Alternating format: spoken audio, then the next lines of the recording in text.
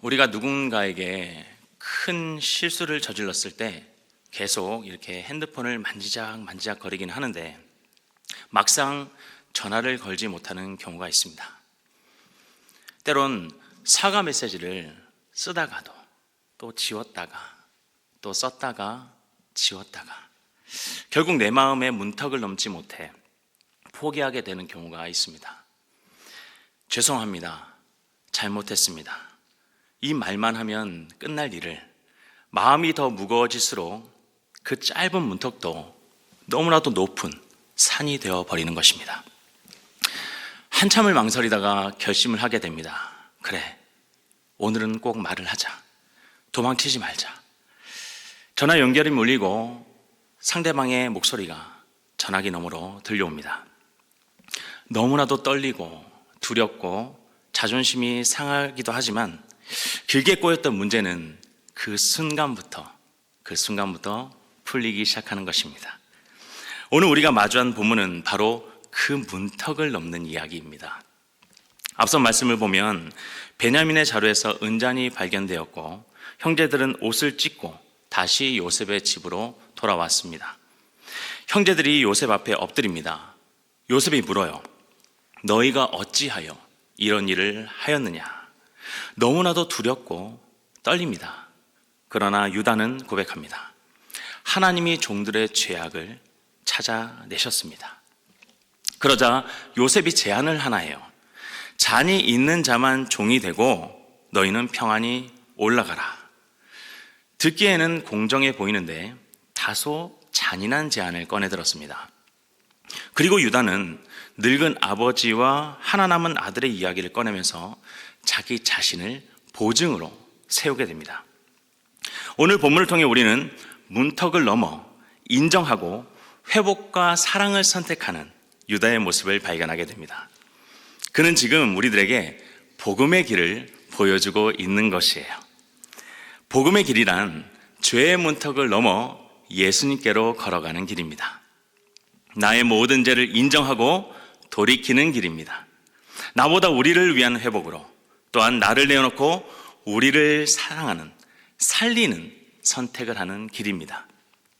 사랑하는 성도 여러분, 오늘 말씀을 통해 복음의 길을 담대하게 걸어갈 수 있기를 바랍니다. 또한 죄의 문턱을 넘는 믿음으로 주님께 영광을 올려드릴 수 있기를 주님의 이름으로 축원합니다. 자, 그럼 오늘 본문을 좀 더 자세히 살펴보겠습니다. 첫 번째, 죄의 문턱을 넘어야 합니다. 죄의 문턱을 넘어야 합니다. 우리 다 같이 본문 14절을 봉독하도록 하겠습니다. 본문 14절입니다. 유다와 그의 형제들이 요셉의 집에 이르니 요셉이 아직 그곳에 있는지라 그의 앞에서 땅에 엎드리니. 형제들은 다시 요셉의 집으로 돌아왔습니다.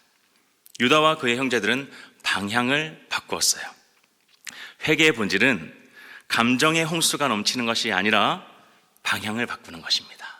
하나님께로 그 방향을 바꾸는 것이에요. 죄 때문에 숨어있던 걸음을 멈추고 하나님 앞에 다시 서는 것입니다. 형제들은 변명거리를 챙겨오지 않았습니다. 그들은 이미 옷을 찢었어요. 그리고 낮아질 준비를 한 것입니다. 그 낮아짐이 은혜의 문을 열게 된 것이에요. 그래서 요셉 앞에 엎드릴 수가 있었던 것입니다. 죄의 문턱을 넘었습니다. 시편 51편 17절에는 이렇게 기록되어 있습니다. 하나님께서 구하시는 제사는 상한 심령이라. 하나님이여, 상하고 동요하는 마음을 주께서 멸시하지 아니하시리이다. 무슨 말씀이죠? 하나님께서 원하시는 것은 겉모습의 제사, 겉으로만 포장된 형식이 아니라 죄 앞에서 낮아지는 심령, 또한 무너진 마음, 그리고 솔직히 드러낸 상한 심령이라는 말씀입니다. 형제들이 요셉 앞에 엎드린 모습은 바로 그런 상한 심령의 그림자였던 것이에요.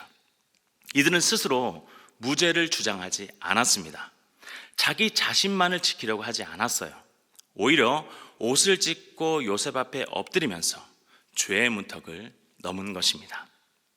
이러한 낮아짐이야말로 하나님께서 찾으시는 참된 제사이며 은혜의 문을 여는 열쇠가 되는 것입니다. 사랑하는 성도 여러분, 우리는 여기서 복음의 길을 보게 됩니다. 인간의 죄를 가리고 변명하고 그것을 멈추고 하나님 앞에 다시 서는 것만이 복음의 길이 되는 줄로 믿습니다. 로마서 3장 19절은 이렇게 말씀합니다. 율법 아래에 있는 자들로 입을 막고 온 세상으로 하나님의 심판 아래에 있게 하려 함이라. 즉 우리를 죄인으로 드러내셔서 하나님 앞에 세우시는 그 자리에서 복음의 길이 시작된다는 것이에요. 형제들이 다시 요셉의 집으로 돌아와 엎드린 것처럼 우리도 하나님 앞에 엎드려야 되는 것입니다.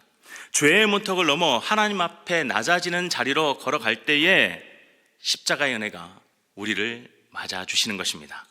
그 자리에서 우리는 용서를 받고 회복을 경험하며 새로운 삶으로 들어가게 되는 것입니다. 우리의 인생에도 반드시 넘어야 되는 죄의 문턱이 있습니다. 이 문턱은 겉으로 보기엔 아주 작은 문턱처럼 보이기도 합니다. 하지만 그 앞에 서면 너무나도 높은 산과 같아요. 망설여지는 것입니다. 두렵습니다. 부끄럽기도 합니다. 그래서 많은 사람들이 그 문턱 앞에서 좌절하고 망설이고 뒷걸음질치고 도망가게 되어 있습니다. 그러나 복음은 우리에게 말합니다. 그 문턱을 넘어야 은혜의 집으로 들어갈 수 있다고 말입니다. 가정에서 죄의 문턱은 어떠한 모습일까요? 제 생각엔 자녀들보다 부모들의 입장에서 그 죄의 문턱이 더 높을 것 같습니다. 내가 미안하다. 내가 잘못했다. 내가 인정한다. 이 한마디가 자녀를 향해서는 내뱉기가 참 힘이 드는 것 같습니다. 또 부부 사이에도 마찬가지인 것 같아요. 그 한마디가 너무 무겁게 느껴집니다. 그러나 이 문턱을 넘어야만 우리는 가정의 은혜가 회복되는 것이에요. 교회에서 죄의 문턱은 어떠한 모습일까요? 짧은 인정일 수 있을 것 같습니다. 이 모습은 리더의 자리에서 더욱 어려운 결단일 것 같아요. 그 문턱이 더 높을 수 있을 것 같습니다. 리더가 먼저 낮아지고 엎드릴 때에 공동체가 하나 되고 사역이 회복될 줄로 믿습니다. 내가 인정한다. 내가 이 부분에 대해서 잘못했다. 미안하다. 이렇게 인정하는 모습이 결국 우리 공동체를 살리고 사역이 회복되는 것입니다. 왜냐하면 만왕의 왕 되신 예수님께서 친히 자기를 비워 종의 형체를 가지셨고 또한 죽기까지 낮아지셨기 때문입니다. 그래서 교회 모든 리더들은 예수님을 닮아 낮아져야 되는 것입니다. 그분이 먼저 엎드리셨기에 우리가 엎드릴 수 있는 그 길이 열린 것입니다. 리더가 먼저 낮아지는 것은 단지 도덕적인 본보기를 보이는 것이 아닙니다. 주님의 길을 따르는, 복음의 길을 따르는 것입니다. 그리고 참된 순종의 길을 따르는 것입니다. 죄의 문턱은 우리를 두렵게 만드는 것이 사실입니다. 하지만 이것은 반드시 넘어야만 우리가 은혜의 길로 들어설 수가 있는 것이에요. 우리가 하나님 앞에 엎드릴 때에 아버지께서는 우리를 반드시 맞아주십니다. 그리고 십자가의 은혜로 반드시 우리를 회복시키십니다. 그러므로 오늘 우리는 결단을 해야 됩니다. 도망치지 말고 숨지 말고 뒷걸음질 치지 말고 그 문턱을 넘어 하나님 앞에 서야 될 줄로 믿습니다. 자, 두 번째, 변명을 저울에 달지 말아야 합니다. 변명을 저울에 달지 말아야 합니다. 우리 다 같이 본문 15절과 16절을 봉독하도록 하겠습니다. 15절, 16절 말씀입니다. 요셉이 그들에게 이르되 너희가 어찌하여 이런 일을 행하였느냐? 나 같은 사람이 점을 잘 치는 줄을 너희는 알지 못하였느냐? 유다가 말하되 우리가 내 주께 무슨 말을 하오리이까? 무슨 설명을 하오리이까? 우리가 어떻게 우리의 정직함을 나타내리이까? 하나님이 종들의 죄악을 찾아내셨으니 우리와 이 잔이 발견된 자가 다 내 주의 노예가 되겠나이다. 요셉이 형제들에게 묻습니다. 어찌하여 이런 일을 하였느냐? 이 물음은 단지 은잔 사건만이 아니라 과거의 죄, 즉 요셉을 팔아넘긴 사건까지 양심의 저울 위에 올려놓았습니다. 그 앞에서 유다가 말을 합니다. 우리가 무슨 말을 하오리이까? 변명하지 않아요. 하나님이 종들의 죄악을 찾아내셨나이다. 깨닫게 된 것입니다. 하나님 앞에서는 변명이 소용없는 것이에요. 변명 대신 인정을 하고 있습니다. 자기 합리화 대신 시인을 하고 있습니다. 이것이 바로 회개의 문입니다. 긴 변명은 신뢰를 갉아먹지만 짧은 인정은 신뢰를 회복합니다. 다윗도 나단의 책망 앞에서 내가 여호와께 죄를 범하였나이다 이렇게 고백했습니다. 변명을 저울에 달지 않았어요. 우리가 변명을 저울에 달지 말아야 하는 이유는 단순히 인간관계에서 신뢰를 잃기 때문만이 아닙니다. 더 근본적인 이유는 복음 앞에서는 우리의 그 어떠한 변명도 그 무게를 견디지 못하기 때문입니다. 죄인인 우리가 아무리 그럴듯한 말을 늘어놓아도 하나님의 거룩한 저울 위에서는 모든 죄가 다 가벼워지기 때문이에요. 우리의 변명은 결국 공허한 말일 뿐인 것입니다. 그러나 복음은 여기서 끝나지 않아요. 우리가 변명을 멈추고 죄를 인정할 때 비로소 그리스도의 십자가가 그 무게를 대신 짊어지시는 것입니다. 변명이 멈추는 그 자리에서 은혜가 시작되는 것이에요. 우리의 가벼운 말이 아닌 예수님의 그 보혈의 피가 저울 위에 올라갔을 때 우리의 모든 죄를 다 덮어버리시고 하나님 앞에서 우리를 의롭다 칭해 주시는 것입니다.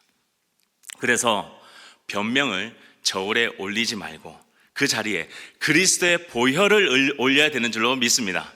변명은 우리의 죄를 더욱 무겁게 만들 뿐이지만 예수님의 보혈은 그 모든 죄의 무게를 다 압도적으로 덮어버리는 것입니다.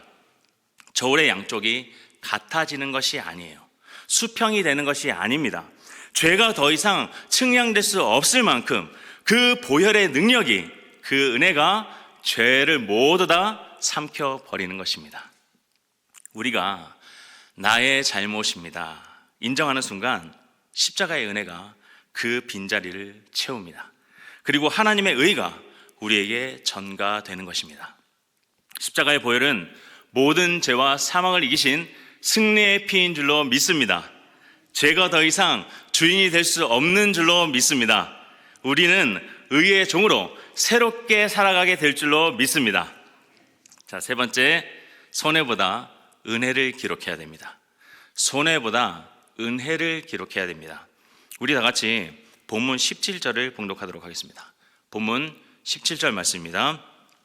요셉이 이르되 내가 결코 그리하지 아니하리라. 잔이 그 손에서 발견된 자만 내 종이 되고 너희는 평안히 너희 아버지께로 돌아 올라갈 것이니라. 요셉은 형제들에게 이렇게 말합니다.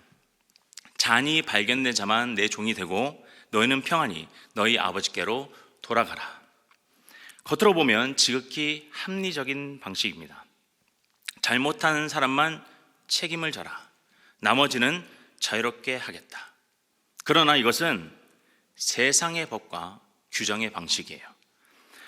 저는 이것을 장부의 계산이라고 말하고 싶습니다.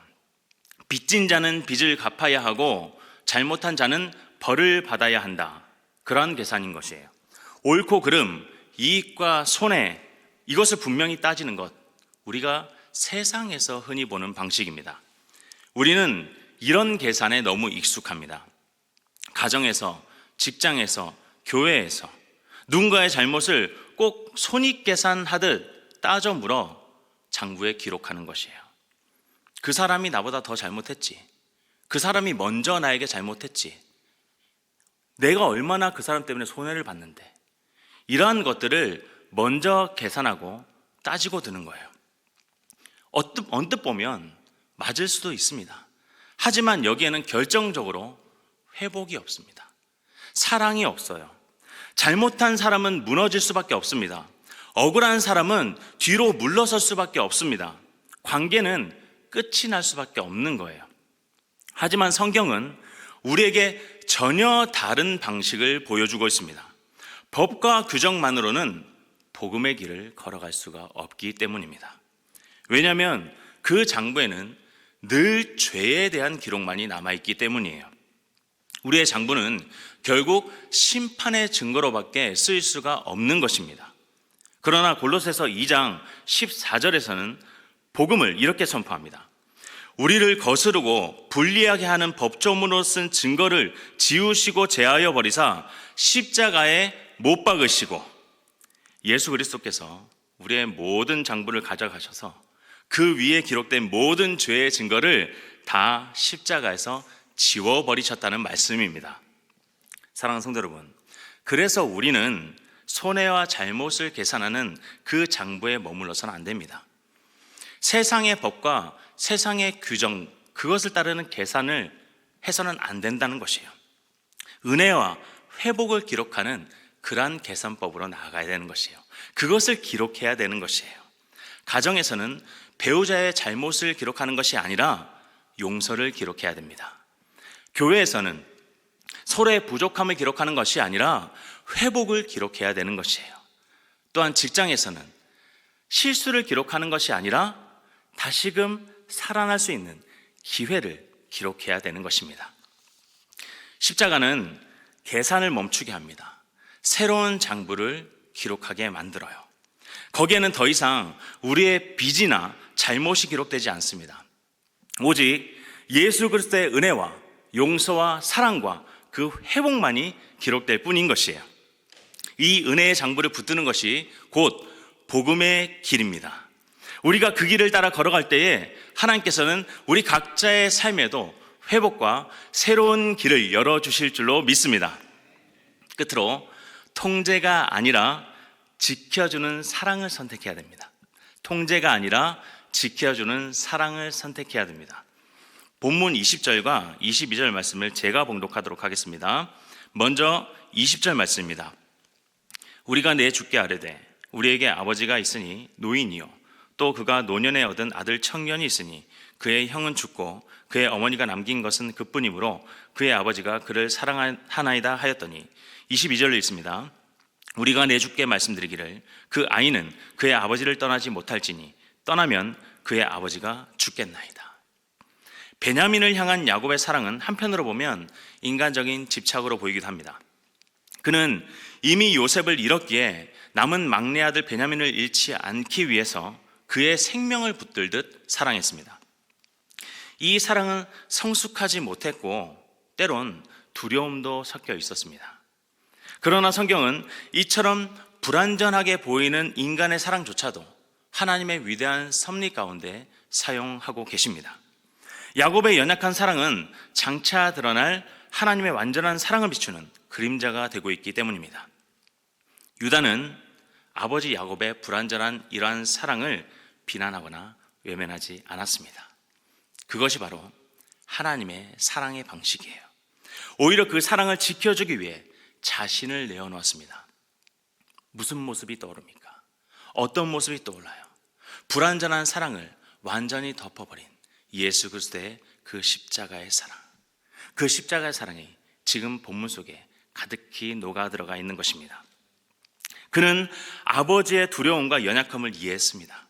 그 마음을 덮어주고자 베냐민 대신 자신이 종이 되겠다고 말하고 있는 것이에요.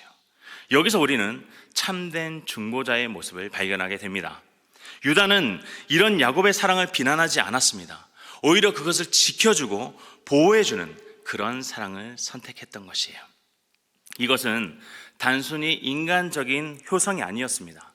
장차 오실 참된 중보자 예수 그리스도의 모습을 예표하는 모습이었던 것입니다. 사도 바울은 로마서 5장 8절에서 이렇게 선언했습니다.